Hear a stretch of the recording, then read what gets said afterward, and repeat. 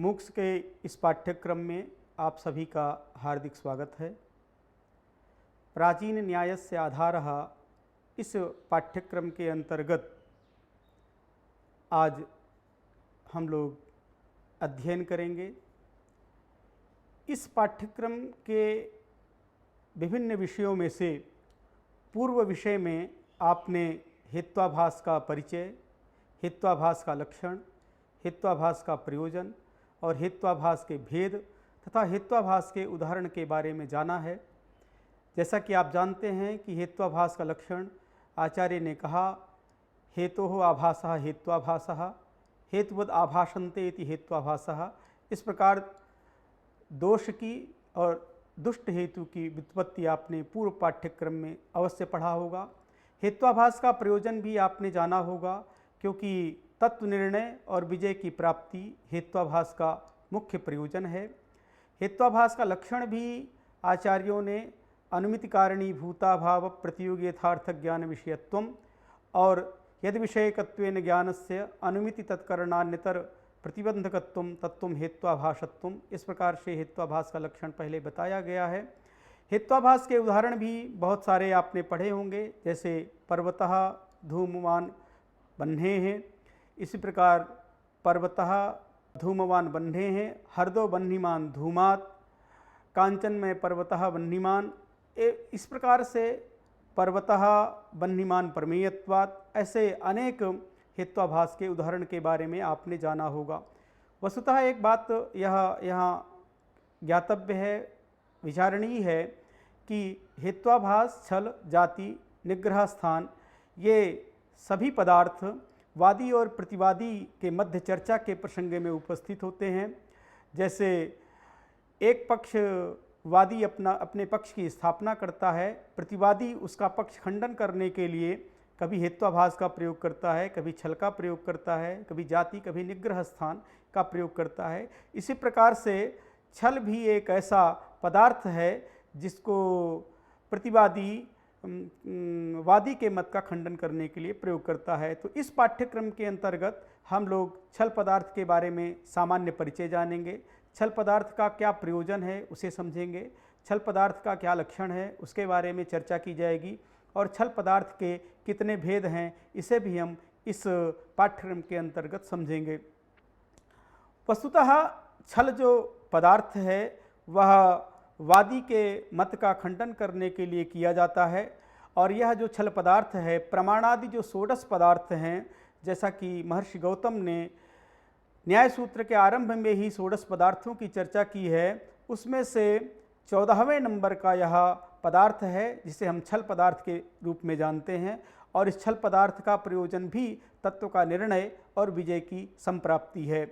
छल पदार्थ का लक्षण भी आचार्य ने इस प्रकार से किया है, वचन विघातो अर्थ विकल्पोपपत्या छलम। अर्थ के वैचित्र को उपस्थापित करके, अर्थ के विकल्प की उपपत्ति दे करके वचन का विघात करना, वचन का खंडन करना, वादी के मत का खंडन करना ही छल है। अभिप्रायांतरेण प्रयुक्तस्य अर्थांतरम परिकल्प्य दूषणम छलम।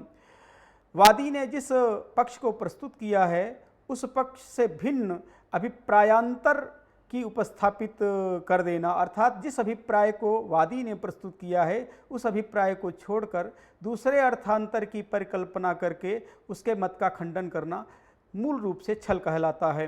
और इस छल के 3 भेद हैं, जैसा कि सूत्र में लिखा है, तत्त्रिविधम वाक्छलम, सामान्य छलम, उपचार छलम चेति। पहला छल वाक्छल है, दूसरा सामान्य छल है, तीसरा उपचार छल है। वाक्छल का लक्षण है वाचि छलम, अर्थात शब्द के माध्यम से जो छल किया जाए। इसका लक्षण किया अविशेषाभिहिते अर्थे वक्तुरभिप्रायात् अर्थांतर कल्पना वाक्छलम। अविशेषाभिहिते अर्थे अर्थात जहाँ विशेष रूप से किसी अर्थ का अभिधान न हो, सामान्य रूप से जहाँ किसी अर्थ का कथन हो, ऐसे वक्ता के अभिप्राय को छोड़कर उसमें अर्थांतर की कल्पना कर देना वाक्छल कहलाता है। जैसे एक उदाहरण है, नवकंबलोयम माणवकः, यहाँ पर वाक्छल है। नवकंबलोयम माणवकः, जब वादी ने इस पक्ष की उपस्थापना की, उसका अभिप्राय था कि यह नूतन कंबल वाला ब्रह्मचारी है, लेकिन प्रतिवादी ने नव शब्द का अर्थ बदल दिया और उसने नव का अर्थ नव संख्या कर दिया। तो नव कंबला अस्य, नव संख्या वाले कंबल वाला है ब्रह्मचारी है, अर्थात इस ब्रह्मचारी के पास 9 कंबल हैं, लेकिन वह देखने में एक कंबल से युक्त था, तो 9 कंबल वाला यह ब्रह्मचारी कैसे हो सकता है। इस प्रकार के छल को उपस्थापित करना वाक छल कहलाता है। दूसरा जो छल है वह है सामान्य छल। संभवतो अर्थस्य अति सामान्य योगात असंभूतार्थ कल्पना सामान्य छलम। संभवतः जो अर्थ उपस्थापित है उस अर्थ में अति सामान्य का योग करके, अति सामान्य को जोड़कर असंभूतार्थ की कल्पना करना सामान्य छल कहलाता है। जैसे अहो खलु असौ ब्राह्मणो विद्याचरण संपन्नः, जैसे वादी ने इस पक्ष को उपस्थापित किया कि यह ब्राह्मण है विद्याचरण संपन्न होने के कारण, यह विद्याचरण ब्राह्मण जो है विद्याचरण संपन्न है, ऐसा पक्ष उपस्थापित किया।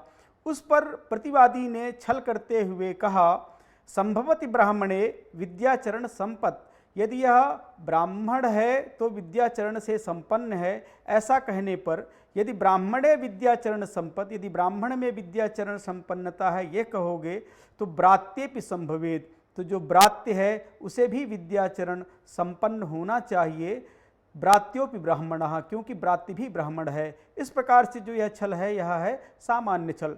तृतीय छल जिसे हम उपचार छल कहते हैं, उसका लक्षण महर्षि गौतम ने सूत्र के रूप में इस प्रकार से किया है। धर्म विकल्प निर्देशे अर्थ सद्भाव प्रतिषेध उपचार छलम। धर्म विकल्प का निर्देश करके, धर्म के वैचित्र का निर्देश करके अर्थ सद्भाव का प्रतिषेध करना उपचार छल कहलाता है। अर्थात मुख्य गौणार्थयोर मध्ये कमप्येकम अर्थम उद्दिश्य कृते शब्द प्रयोगे भिन्न शक्त्या तद विरुद्धम अर्थम स्वीकृत्य तन्निषेधः उपचार छलम।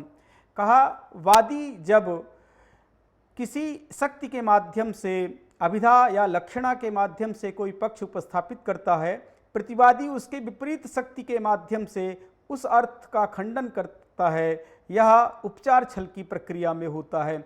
जैसे वादी ने लक्षणा की दृष्टि से, लक्षणा शक्ति के द्वारा मंचाह क्रोशंति इस शब्द का प्रयोग किया, जिसका अभिप्राय है मंचस्थाः पुरुषाः क्रोशंति, लेकिन प्रतिवादी ने यहाँ छल प्रस्तुत करते हुए कहा कि मंच जो कि जड़ पदार्थ है, मंच का अर्थ जो कि मंच विशेष है, उस मंच में क्रोशन क्रिया की योग्यता नहीं है। अतः इस प्रकार का प्रतिवादी के द्वारा किया गया प्रश्न उपचार छल के अंतर्गत आता है।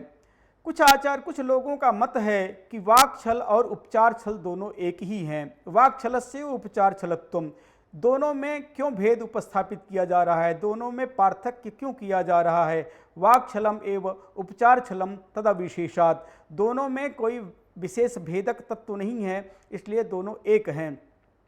लेकिन ऐसा संभव नहीं है, क्योंकि वाक छलस्य उपचार छलत्वम न संभवति, तस्यार्थ सद्भाव प्रतिषेधस्य अर्थांतर संभवात। वाक छल और उपचार छल में 2 प्रकार की कल्पनाएं हैं। वाक छल में क्या होता है कि अर्थांतर की कल्पना होती है और उपचार छल में अर्थ सद्भाव का प्रतिषेध होता है। दोनों में यह मूलभूत अंतर है। न तदर्थांतर संभवात, वाक छलों से उपचार छलयोर अभेदो नास्ति, वाक छल और उपचार छल में अभेद नहीं हो सकता, कारण भेदात, दोनों में कारण भेद होने के कारण।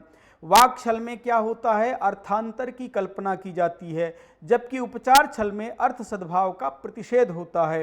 अतः अर्थ सद्भाव प्रतिषेधस्य अर्थांतर कल्पनापेक्षया भिन्नत्वात्, अर्थ सद्भाव का प्रतिषेध और अर्थांतर कल्पना की अपेक्षा ये दोनों भिन्न होने के कारण इन दोनों में हम अभेद नहीं मान सकते।